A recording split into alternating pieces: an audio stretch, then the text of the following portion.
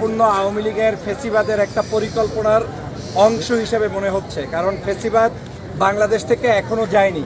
বাংলাদেশ থেকে শেখ হাসিনা পালিয়ে গিয়েছে, কিন্তু শেখ হাসিনার প্রেতাত্মারা এখনো বাংলাদেশে বিচরণ করছে। আপনি দেখতে পাচ্ছেন যে গতকালকের বাংলাদেশে ক্রিসমাস ডে উপলক্ষে বন্ধ ছিল এবং আমাদের একজন তরুণ উপদেষ্টা সম্ভবত আসিফ মাহমুদ ভুইয়া, তিনি ঢাকা শহর থেকে অন্য আরেকটি শহরে একটি প্রোগ্রামে গিয়েছেন। সেই অবস্থায় ডেটটা এমনভাবে চুজ করা হয়েছে যেই ডেটটাতে নির্জন থাকবে ঢাকা শহর, এই জায়গার মন্ত্রণালয়ের দায়িত্বপ্রাপ্ত ব্যক্তিরাও থাকবে একটু বাইরে। সেই সময় আপনার এখানে আগুন ধরিয়ে দেওয়া হয়েছে এবং এই আগুনটা দেওয়া হয়েছে তথ্য মন্ত্রণালয়, নাহিদ এবং আসিফদের অফিসকে কেন্দ্র করেই, যাতে করে সেখানের সকল গোপন তথ্যগুলো রাষ্ট্রের গত 16 বছরের স্বৈরশাসক শেখ হাসিনা যে চুরি করেছে, ডাকাতি করেছে, অন্যায় করেছে, গুম করেছে, হত্যা করেছে, নির্যাতন করেছে, টাকা পয়সা লোপাট করেছে, সেই অর্থ সম্পদগুলোর সকল তথ্য যাতে জাতির কাছ থেকে হারিয়ে দেওয়া যায়, সে কারণে এই নথিপত্র পুড়ে দেওয়ার জন্য একটি চক্রান্ত। দ্বিতীয় কাজ হচ্ছে বাংলাদেশের রাজনৈতিকভাবে অস্থিরতা বিরাজ করানো। আপনারা জানেন যে পার্শ্ববর্তী দেশ ইতিমধ্যে বিভিন্ন মিডিয়ায় ডক্টর মোহাম্মদ ইউনূস সাহেবকে নিয়ে, এই সরকারকে নিয়ে বিষোদ্গার করেই যাচ্ছে। তারা চাচ্ছে যে কোনো মূল্যে অস্থিরতা বিরাজ করিয়ে বাংলাদেশের শান্তিপ্রিয় জনগণের এই যে একটি সরকার চলছে তাকে যে কোনো মূল্যে বিপদগ্রস্ত করা। আর ডক্টর মোহাম্মদ ইউনূসকে বিপদগ্রস্ত করার মানেই হচ্ছে আমার দেশের আগামী দিনের যে গণতন্ত্র, সেই গণতন্ত্রকে ব্যাহত করা। সেই কারণে এই ফ্যাসিবাদী চক্রটি এখনো উঠে পড়ে লেগেছে। আপনারা জানেন গতকালকের ফায়ার সার্ভিসের এই যে মধ্যরাতে, ভোর রাতে ফায়ার সার্ভিসের কর্মীরা যখন আগুন নিবানোর জন্য এসেছে, তখন সেই ফায়ার সার্ভিসের একজন চৌকস কর্মীকে, যিনি একজন দেশপ্রেমিক, যিনি অনেক তাড়াহুড়া করে এই আগুন নিয়ন্ত্রণের চেষ্টা করেছেন, তাকে ট্রাক ড্রাইভারের মাধ্যমে পিষে তারপরে হত্যা করা হয়েছে। তার মানে এই সবকিছু শেখ হাসিনার চক্রান্তে, সবকিছু আওয়ামী লীগের চক্রান্তে। আমরা বারবার সরকারকে হুঁশিয়ার করে বলার চেষ্টা করেছি, বাংলাদেশের এই শেখ হাসিনার প্রেতাত্মাদেরকে নিয়ে, ষড়যন্ত্রবাজদের নিয়ে আপনারা সরকার চালাতে কখনোই পারবেন না। সবার আগে বাংলাদেশে দরকার ছিল ফ্যাসিবাদের এই পতনের পরে 5 তারিখের পরে ছাত্র জনতার নেতৃত্বে, দেশপ্রেমিক মানুষের নেতৃত্বে যারা আওয়ামী লীগ দোসরদের বিরোধিতা করে, সে যে দলের হোক, যে মতের হোক, যে আদর্শের হোক, তাদেরকে নিয়ে ঐক্যবদ্ধভাবে স্পেশাল পুলিশ সিকিউরিটি নিয়োগ দেয়া। কিন্তু এখন পর্যন্ত আমরা সেই রকম বড় কোনো পরিবর্তন দেখি নাই। বাংলাদেশ সহ বিভিন্ন জায়গায় প্রশাসনের মধ্যে ঘাপটি মেরে আছে আওয়ামী লীগের লোকেরা। তারা যে কোনো মূল্যে ষড়যন্ত্র বাস্তবায়ন করতে চায়। তার অংশ হিসাবে শেখ হাসিনা কিন্তু বারবার বাংলাদেশে প্রবেশ করার চেষ্টা করেছে। তিনি কিন্তু বলছে চট করে ঢুকবে, 0 পয়েন্টে ষড়যন্ত্র করেছে। গতকালকে দেখেছেন আরেকজন মুক্তিযোদ্ধার ইতিহাস তৈরি করে তারপরে নতুন করে বাংলাদেশে আবার বিতর্ক সৃষ্টি করার পায়তারা শুরু করেছে। ইতিমধ্যেই জানেন একজন মার্ডার কেসের আসামির জন্য বাংলাদেশের যে পরিমাণ তাকে নিয়ে তর্ক বিতর্ক শুরু করেছে, এগুলো আওয়ামী লীগের পরিকল্পনা। এক বাক্যে বলতে গেলে বাংলাদেশে এখন যা হচ্ছে সবকিছুতে শেখ হাসিনা, আওয়ামী লীগের দোসররা জড়িত। দৃষ্টান্তমূলক শাস্তি দাবি করছি, গ্রেপ্তার দাবি করছি। বাংলাদেশের সবাইকে জাতীয় ঐক্যমত গঠনের আহ্বান জানাচ্ছি। আর আমি এই সরকারকে আহ্বান করব, যদি আজকের এই ফ্যাসিবাদের কবল থেকে রক্ষা পেতে হয়, তাহলে আপনাদের সবাইকে মিলে শক্তিশালী একটি গভর্নমেন্ট প্রতিষ্ঠা করতে হবে, যেই গভর্নমেন্টের মধ্যে আওয়ামী বিরোধী শক্তিশালী ইমেজ যাদের আছে, যারা কোনো অবস্থায় আওয়ামী লীগের সাথে কম্প্রোমাইজ করবে না, তাদেরকে আপনার নিয়োগ দিয়ে প্রত্যেকটি পদে পদে দেশপ্রেমিক নাগরিকদেরকে নিয়োগ দিতে হবে। তারপরেই আপনি সুরক্ষিত থাকবেন।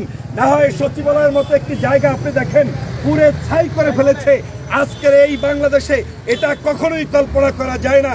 আমাদেরকে মনে রাখতে হবে, বর্তমানের এই ফ্যাসিবাদের দোসররা যে কোনো মূল্যে ডক্টর মোহাম্মদ ইউনূস তাকে যদি অপমান করতে পারে, এই সরকারকে অপমান করতে পারে, তাহলেই কিন্তু বাংলাদেশকে আবার তারা আরেকটি খাদের ভিতরে নিমজ্জিত করতে পারে। সেই ষড়যন্ত্র তারা অব্যাহত রাখছে। আমি বিশ্বাস করি বাংলার জনগণ তাদেরকে পরাস্ত করবে। আমি স্বরাষ্ট্র উপদেষ্টাকে আমি অনুরোধ করব, যে কোনো মূল্যে বাংলাদেশের এই ধরনের তালবাহনা বন্ধ করুন, বিরোধ করা বন্ধ করুন। আওয়ামী লীগের কোন ব্যক্তিকে যেখানে পাবেন যারা দেশ বিরোধী ষড়যন্ত্রকারী তাদেরকে অতি সত্বর গ্রেফতার করুন। আদর যত্ন করলে তাদের দ্বারা বাংলাদেশ সুরক্ষিত থাকবে না, থাকবে না, থাকবে। কোশ্চেন ছিল, আমি ডক্টর ফয়জুল হক, ফ্যাসিবাদ বিরোধী আন্দোলনে বিদেশ থেকে দীর্ঘ 6 বছর পর্যন্ত লড়াই করেছি। 7 বছরে দেশে আসতে পারিনি। 16 বছর পর্যন্ত জুলুম অত্যাচারের শিকার ছিলাম। আমি অনলাইনে আপনারা বিভিন্ন সময় দেখেছেন, আমার বক্তব্য শুনেছেন। স্বাধীনতার পরে মানে দ্বিতীয় যে বিজয় হয়েছে 5ই আগস্টের পরে বাংলাদেশে আসতে পেরেছি এবং আপনাদের সামনে কথা বলতে পেরেছি। এই যে তদন্ত কমিটির ব্যাপারটা ইতিমধ্যে স্বরাষ্ট্র উপদেষ্টা বললেন তদন্ত কমিটি করবেন, আপনি কি সেখানে কতটুকু প্রত্যাশা করেন বা দেশবাসী কি আসলে তদন্ত সঠিক পাবে কিনা? বাংলাদেশে যে কোনো ঘটনা ঘটলে সেটা আওয়ামী লীগের আমল হোক, বিএনপির আমল হোক, জামাতের আমল হোক আর এই তত্ত্বাবধায়কের আমল হোক, সবাই একটা জিনিস বলে তদন্ত হবে। এই তদন্ত দিয়ে কোনো কিছু কাজ হবে না। সবার আগে যে কাজটা করতে হবে আওয়ামী লীগের দোসরদেরকে নির্মূল করতে হবে। আপনি পাশে বসিয়ে রাখছেন আপনার বিছানার মধ্যে সাপ, আর আপনি বলছেন যে আপনাকে আঘাত করবে না, সাপ আপনাকে আদর করবে, এই চিন্তা করা মোটেও সম্ভব নয়। বর্তমানে শেখ হাসিনা পালিয়েছে, কিন্তু শেখ হাসিনার পরিকল্পিত উপায়ে সাপগুলো প্রত্যেকটি জায়গায় সবল মারছে। অতএব দেশপ্রেমিক যারা, ওই লোকটা বিএনপি করে না, জামাত করে না, হেফাজত করে না, চরমনাই করে না, গণ অধিকার করে না, এই যে ছাত্র আন্দোলন করে, ওইটা দেখার বিষয় নয়।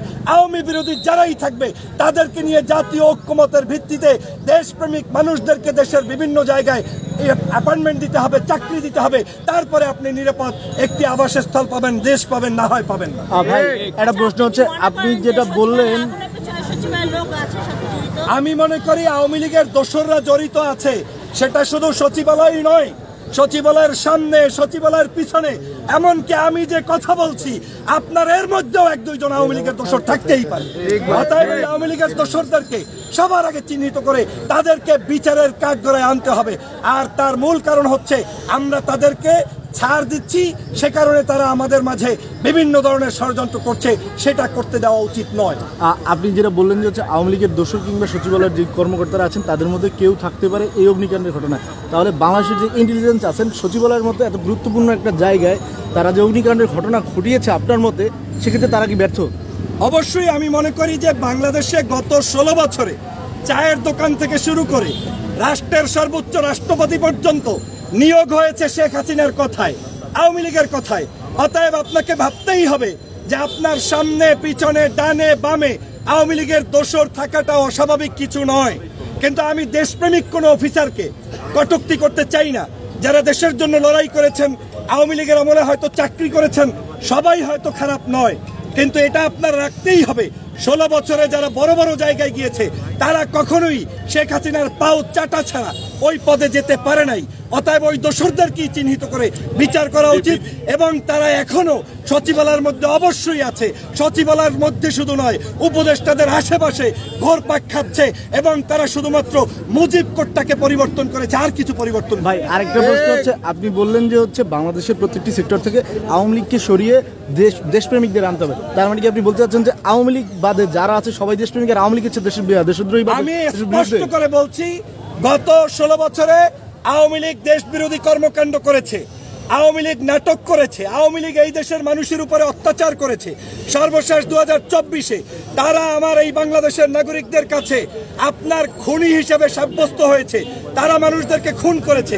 অতএব এই বাংলাদেশে 24-এর বিপ্লব ছিল আওয়ামী বিরোধী বিপ্লব, 24-এর বিপ্লব ছিল খুনি হাসিনার বিরুদ্ধে বিপ্লব। অতএব আওয়ামী লীগ বাদ দিয়ে যারা আছে তারা আমার বন্ধু, আওয়ামী লীগ আমার বন্ধু হতে পারে না, পারে না, পারে না।